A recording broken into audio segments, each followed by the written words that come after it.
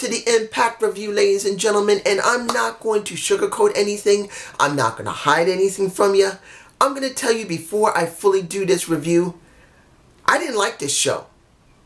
100% didn't like it, not because the quality was bad for any of the storylines or any of the things that was there. It was good.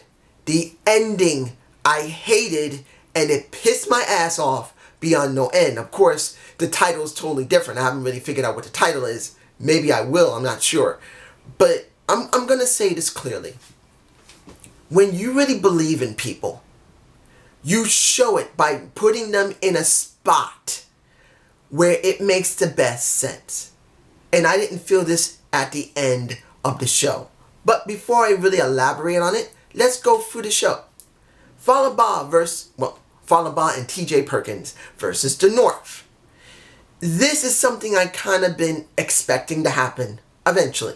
That there was going to be a match where Falaba and TJP was going to go up against the North. Now, I wasn't sure if it's going to be a non-title or title, because the way Impact has been, they have not been really making the North feel really important, because instead of them defending in special occasions and then letting their characters get over and doing some type of backstage segments, they just throw them in the ring. So when it comes down to it, I wasn't too surprised this eventually happened, that it was a non-title match. Was it a bad match? No. Falaba has improved a lot. Not because he has begun to wrestle better or that he's got better training. No. It's because now he's no longer stuck in that type of personality. Now, he still shows it because that's still the personality that he's developed on his own.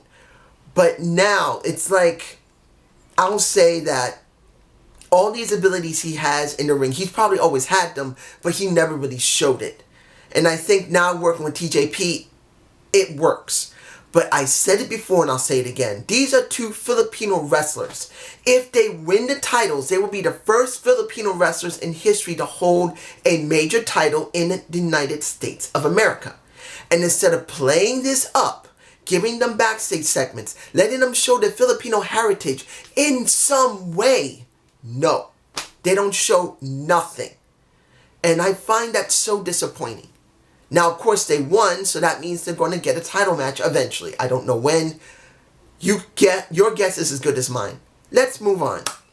Madison Rayne had her own little version of gut check. She's in my face.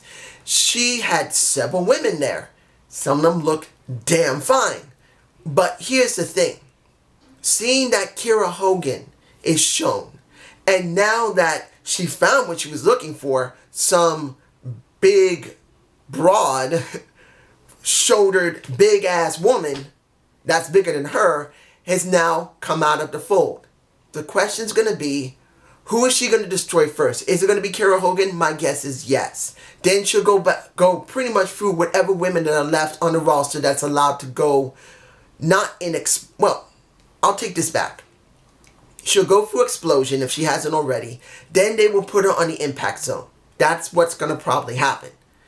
I don't know when they're going to have their match, maybe next week, which would be pretty disappointing because I'd rather see them build this up into something. But they don't really do that very well lately. But this is just me, you guys tell me below. Moose versus Petey Williams. I didn't expect anything other than a good match from Petey Williams and Moose, and in the end, Moose destroys Petey Williams. But where are they going with this? Is there going to be another legend that Moose is going to go through? The new legend killer, because that's what I would love them to use. That's what I want. The one who destroys the legends, the legend killer, why can't he use it? Is it pretty much monikered only with the WWE and Randy Orton? I'm wondering if they can do that. I want to see the new legend killer of Impact Wrestling. That's what I think they should go with. That's just me. You guys tell me below. Let's crank back before we do the RVD, Kelly Forbes, and Joey Ryan moment. We got Joey Ryan versus AC Marrero. I'm so glad AC Marrero is now shown on Impact. It took a long time. I'm sure he was working on Explosion, which I don't watch. but I'm sure he'd been working there for a while. I'm glad finally they showed him on the main roster. Now here's the thing. They showed Joey Ryan being off, not being himself, being not the big dick that we know him to be. And AC won. Then we have the segment with Katie Forbes, RVD, and him. And he's talking with Katie saying pretty much, I'm glad you understand. And RVD shows up and he says, hey, what's going on? And Katie's trying to defend Joey Ryan, pretty much saying, hey, Joey understands us. He has a bad day. He gets the stress. And Joey pretty much says, I'm glad you know, I'm glad I got you. I'm glad you're with me. And you can see RVD going on, no, I don't like this. And I've already said backstabbing coming. It's pretty much, I was kind of hoping there would be a trio. And then something strange would happen. And then they'd go from there. It's just, we're getting this. Now, it's not a bad thing. But I'm kind of wishing they started with this instead of just Joey Ryan jobbing out to RVD earlier, because he already jobbed to RVD. Why did they let Joey Ryan job to RVD when they could have done this angle first? And if he still has to job to RVD, then it would make better sense. It's just me. You guys tell me below. We got Havoc versus Sooyoung in a no DQ match, which I was not looking forward to. Not because it was going to be a bad match, but because this should have been for sacrifice. This should have been on sacrifice. This should have been for sacrifice. A no DQ match where we finally see the original Sooyoung return. Not in Las Vegas. Not in, where was the place? Not in Sands Town Casino in Las Vegas. I'm sorry, guys. If you liked the match, more power to you. And I didn't hate it either. It wasn't a bad match. It was pretty much a hardcore match. That's what it was. And you've seen Sooyoung trying to choke out a Havoc with a noose. Wasn't something I wasn't surprised to do, because this is how it got started. She got hung. So I wasn't surprised she was going to bring some rope. Was it a good match? Yes, it was. And in the end, you got the mandible claw and the noose around Havoc's face, well, neck, if you can see it in my face. I believe I got that shot. But here's the thing. Wouldn't it have been better if it had been on sacrifice? Wouldn't it have been better if they built it up, showing that Father Mitchell got his ass handed to him by a Sooyoung, seeing that the Rosemary, who had an interview after that match, and what was it? Jimmy Jacob came to her and said, you saw the match, so what do you think? And she pretty much says, I'm not happy. I got my revenge, but I'm not happy. The bunny is not here. I need to figure out what's wrong. What am I missing?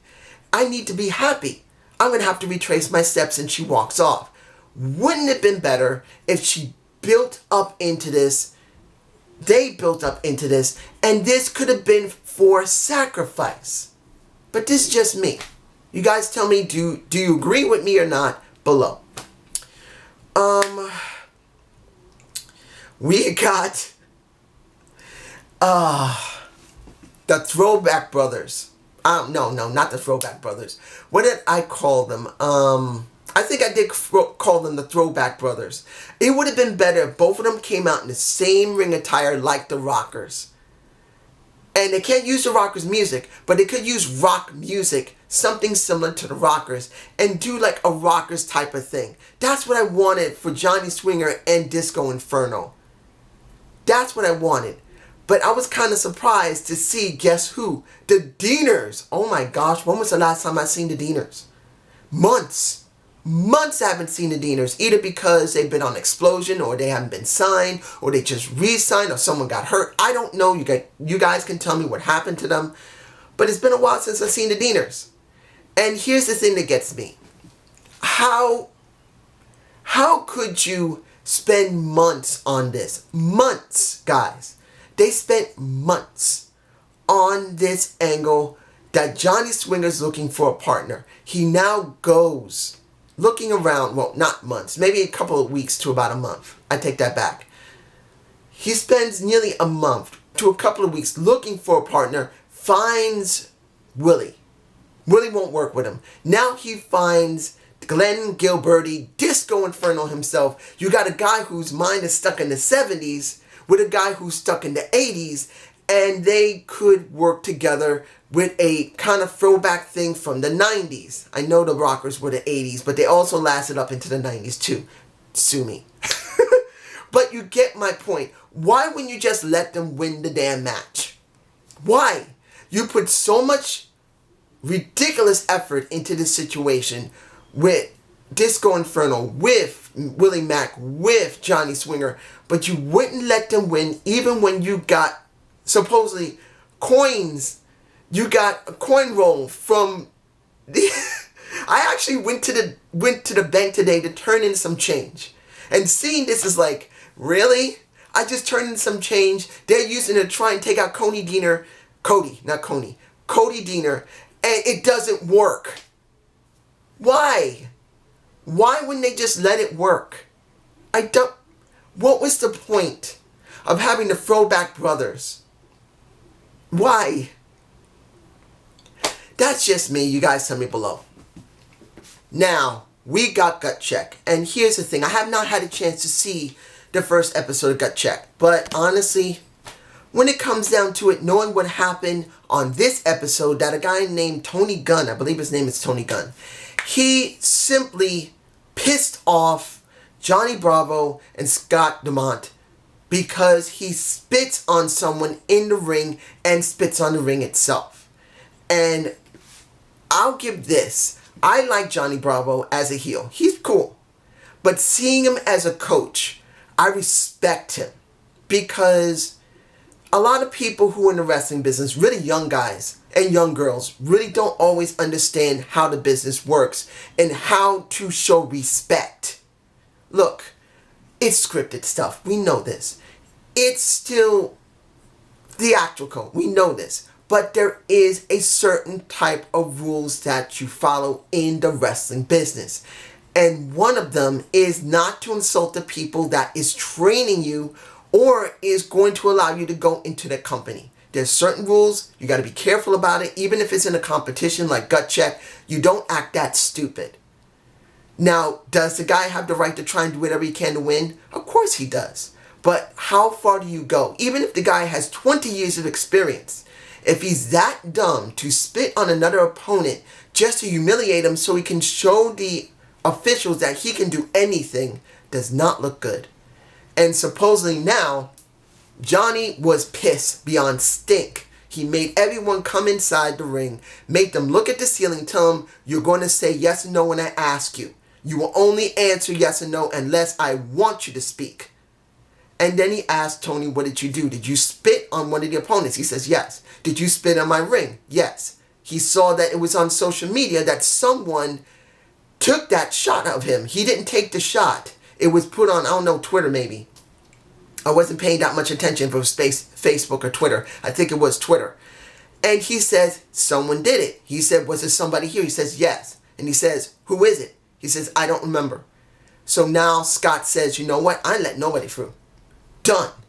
Now, does that mean the show is over? No. It's obvious they might have looked over it.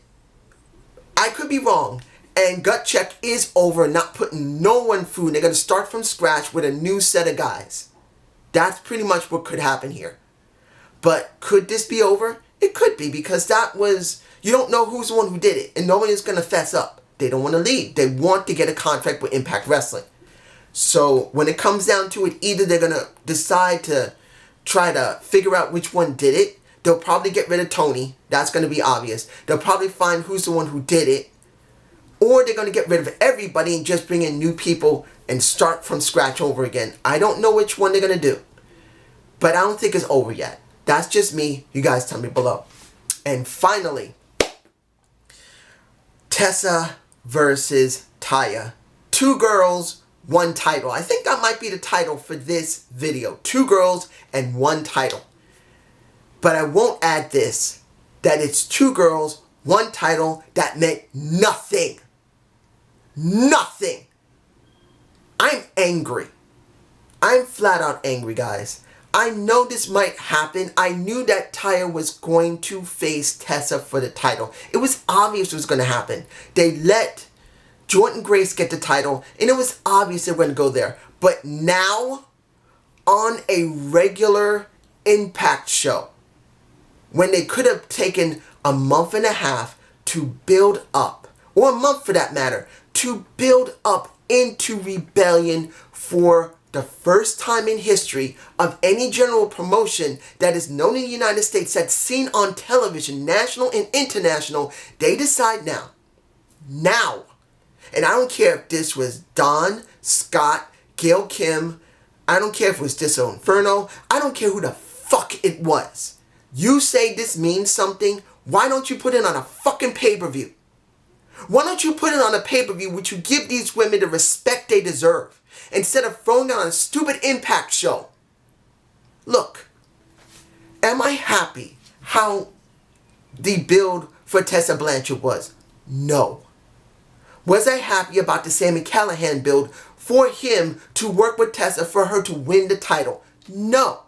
Am I glad that Tessa won the title? Why not? Yes. I'm not glad about how the booking was. I don't personally care if it's a woman or a man, a transgender like Nia Rose, or any fucking body who wins a damn title. I want that person, man, woman, or transgender, to wrestle and look good, to make me care, to bring asses in the seats, to actually get merch sold, and to make sure the company looks good and not looks like a fucking joke. And when it comes down to this match was a joke. It wasn't the match was bad. And I want to make this clear. This is not about the match being bad. This is about two women. The first time in history of the wrestling business that two women in recent history, because remember guys, if anybody says, oh, women shouldn't be wrestling for a man's title, please. Women have wrestled for men's titles since the 30s. Remember, wrestling has been around longer than my mother was alive. My mother was born in 1929 and she passed away in 1994. She was 65 years old, but she was born in the 20s. And they had women wrestling men for titles in little bingo halls and arenas. They had wrestled men. Women have wrestled men for decades. It's just now we have more interest in it because of social media. They've been doing it for decades across the United States, Mexico, Japan, Europe. It makes no difference. They've been doing it. So when it comes to a woman getting a match with a man for a man's title, I don't give a damn. Only thing I care about is a good story. One, the story between Tessa and Taya was not built up in the last month. They should have built it up. Yes, we have story before for the last year, but this is different. This is about a man's title. And instead of building up a story where Tessa has to deal with Taya and spend the next month making it interesting, Taya kicks Tessa's ass. We get the match now. This shows me, personally. Sorry guys, the spit. This shows me, as a wrestling fan, that the company does not believe in Tessa Blanchard or Taya Valkyrie, because they still make more money on pay-per-view than they would on a regular show on Access TV. Yes, they can get more views and ratings, and that's understandable. That helps. Dealing with Access TV, they will get more money when their contract is up and renegotiate. But please, understand, they already have a set contract for how much they get yearly. They don't get more money if the ratings go up. So why in the blue fuck would they do something like this when they should respect these women? And if it was men for the first time, I don't care. Let's say it was Orange Cassidy and it was Pac doing this, and let's say it was the first time small guys like a Daniel Bryan was able to get this type of opportunity at a major promotion in the United States that is seen national and international, because many companies usually use big guys for a heavyweight title and small guys for like a cruiserweight. It's the same freaking principle. I'm angry. I am freaking angry. The match was good. And I wasn't surprised that Tessa did not job here. But to be honest, this was wrong. The women should have been respected. Put it on the damn pay-per-view. Let the pay-per-view buys give them extra money.